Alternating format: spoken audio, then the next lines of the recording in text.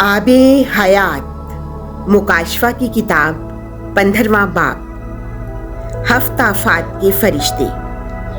फिर मैंने आसमान में एक और बड़ा और ताजुब अंगेज निशान देखा, यानी ये कि 7 फरिश्ते सातों पिछली आफतों को लिए हुए हैं, क्योंकि इन पर खुदा का कहर खत्म होता है।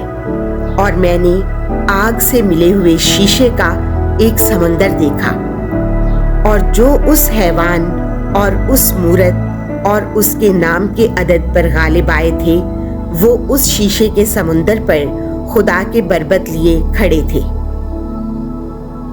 और वो खुदा के बंदे मूसा का गीत और बर्रे का गीत ये कहकर गाते थे कि ए खुदावंद खुदाए कादरे मुतलक, तेरे काम अजीम और अजीब हैं।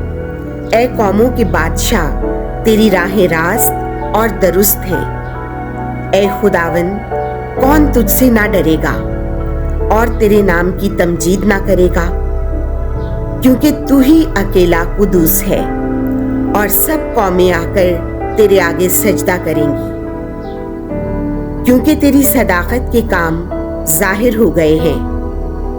और बाद इसके मैंने नजर की तो क्या देखता हूँ कि खैमाए शहादत की हैकल आसमान पर खुल गई, और वो 7 फरिश्ते उन 7 आफतों को लिए हुए आबदार दरख्शां सूती लिबास पहने हुए और सुनहरी सीनाबंद सीनों पर बांधे हुए हैकल से निकल आए।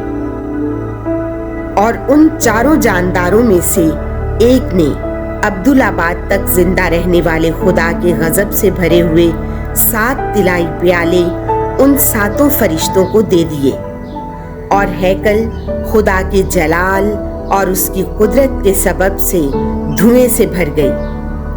और जब तक उन 7 फरिश्तों की 7 आफतें खत्म ना हो चुकी, कोई उस हैकल में दाखिल ना हो सका।